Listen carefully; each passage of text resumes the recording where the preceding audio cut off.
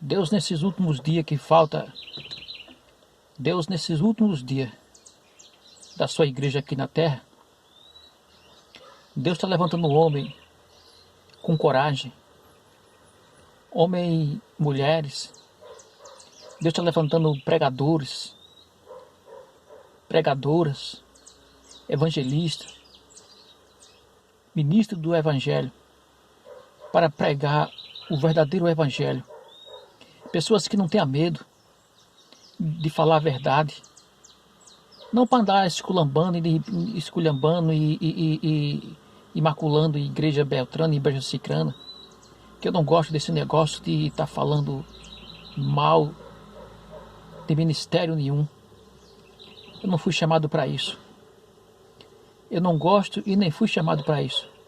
Eu fui chamado para levar a Jesus Cristo através da sua palavra, através da propagação do evangelho. Deus nesses últimos dias da sua igreja aqui na terra, eu creio que Deus está tirando os Saúls de cima dos públicos, fantasiados de gravata e paletó, que estão fechando os olhos, ou seja, fazendo vista grossa para o pecado dentro da igreja, deixando a vaidade entrar dentro da igreja, e não tem autonomia, não tem autoridade para proibir essas coisas. E o Egito está entrando dentro da igreja. Hoje estão tudo normalizando, dizendo que tudo é normal e que não é normal nada. A palavra de Deus não passou, não cai por terra. A palavra de Deus não cai por terra. A palavra de Deus não volta vazia. Deus não mudou. A Bíblia diz no livro de Malaquias 3, meia dúzia, Deus disse, eu não mudo. Eu, o Senhor, não mudo. Deus não muda. Não. O povo é quem muda. O tempo muda, as estações mudam, os conceitos mudam das pessoas. Mas Deus não, Deus permanece o mesmo. Deus é o mesmo ontem, hoje e eternamente. O apóstolo Paulo diz no livro de Romanos, capítulo 1 e versículo 16, ele disse, eu não me envergonho do evangelho, porque é o poder de Deus e salvação para todos aqueles que crê. Ele não se envergonhava, também ele não se intimidava, ele não se acovardava. E você vê que o apóstolo Paulo andava mais preso do que solto. Tem livros aí da Bíblia, aí, epístola que ele escreveu preso na cadeia, lá na prisão. Mas ele não se intimidava, não se acovardava. Ele sempre tinha a preocupação de pregar a sã doutrina. Não pregar religião, mas pregar Jesus Cristo, crucificado no madeiro, que morreu, mas ressuscitou dentre os mortos e está sentado à destra de Deus. O único mediador entre Deus e os homens, o único que salva. E por pregar o evangelho, a sã doutrina, pregar a ressurreição de Cristo, ele foi preso inúmeras vezes, condenado e julgado, sentenciado por pregar Jesus Cristo, que crucificado no madeiro, que morreu e ressuscitou, por pregar a Jesus Cristo ressuscitado. Por isso que no livro de Gálatas, 1, 11, 12 por diante, ele disse, eu não fui chamado para agradar a homem. Não fui chamado para agradar a homem.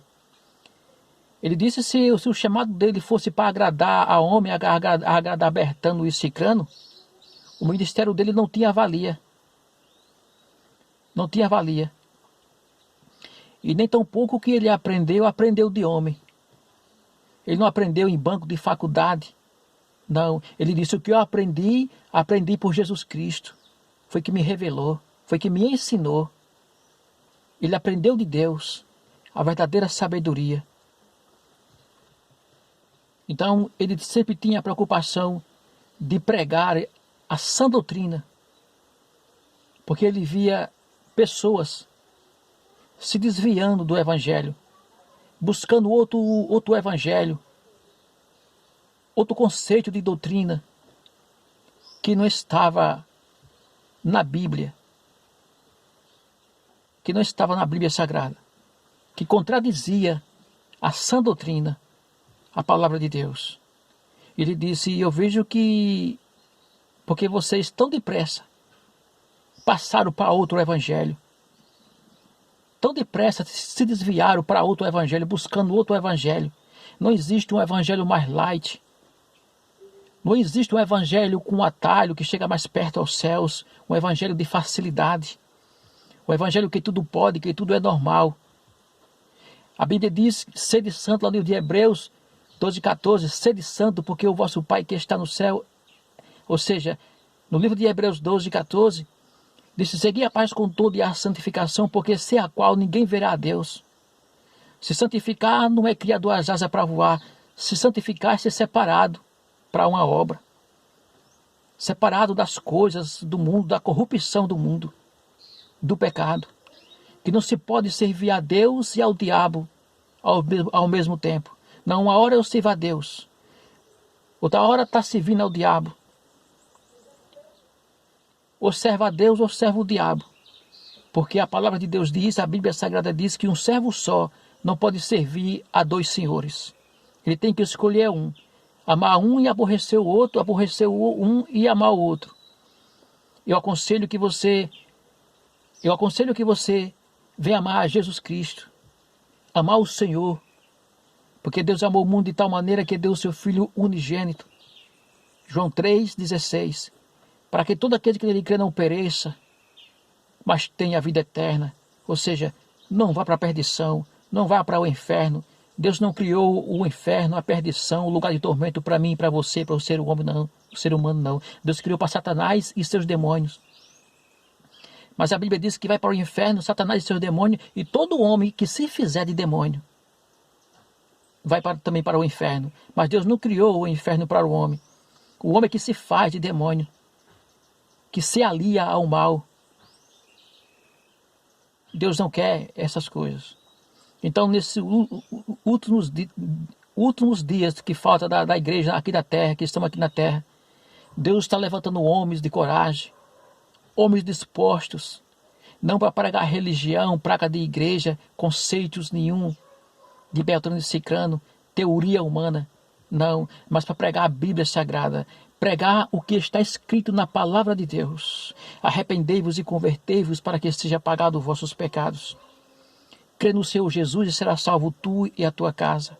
Jesus disse: eu vim buscar e salvar todos que se havia perdido. É esse o evangelho que se deve pregar. Marcos 15:16. Ide por todo o mundo. Pregai o evangelho a toda criatura. Aquele que crê e for batizado será salvo. É Marcos 16:15. 15:16. Isso não foge à memória. Que Deus amou, ide por todo mundo, pregai o evangelho a toda criatura. Aquele que crê e for batizado será salvo, porém aquele que não crê será condenado. Não é o pregador que está condenando as pessoas. A Bíblia diz que é a própria palavra de Deus que condena aquele que não quer nada com Deus. Aquele que crê, aquele que não crê está condenado porque não creu na própria palavra, na palavra de Deus, que é o próprio Deus. E ele diz que esses sinais seguirão os que crê no seu nome, no nome de Jesus. Expulsarão os demônios, porque Jesus deu autoridade para expulsar os demônios. Curarão os enfermos. Se beber alguma coisa mortífera, não fará mal algum. Pôr a mão sobre os enfermos, será curado. Então o evangelho de Cristo é completo. O evangelho se chama souzo. É souzo completo, porque é completo. Completo de salvação, libertação, a cura do corpo, da alma e do espírito, e vida eterna com Cristo Jesus. Esse é o evangelho que se deve pregar. Então Deus está levantando homens, mulheres. Deus está cingindo com a espada do valente a coxa, para cavalgar pela prosperidade da verdade, com prosperidade pela causa da verdade, pela causa dos perdidos, dos cativos, dos oprimidos. Jesus disse: o Espírito do Senhor é sobre mim, pois que me ungiu para evangelizar os pobres. Enviou-me a curar os quebrantados do coração, a pregoar a liberdade aos cativos, e pôr em liberdade os oprimidos, e anunciar o ano aceitável do Senhor. E Jesus deu essa incumbência para os seus discípulos: ide por todo o mundo, fazei discípulos, batizai em nome do Pai, do Filho e do Espírito Santo, e ensinai a guardar tudo quanto eu vos tenho ensinado, vos tenho mandado, para que chegue ao entendimento do conhecimento da verdade, do que Jesus Cristo fez por nós na cruz do Calvário. Abriu os seus braços lá no Gólgota, em Jerusalém, foi morto no madeiro, bateram, espancaram, cuspiram, colocaram a coroa de espinho na cabeça, fazendo pouco de Jesus, dizendo: se tu és o rei, se é o rei. Então pegaram Jesus Cristo, fizeram uma coroa de espinho e colocaram na sua cabeça, que o sangue desceu. Bateram, cuspiram, acharam pouco, pregaram no madeiro lá. O que foi que ele fez? Você sabe o que foi isso?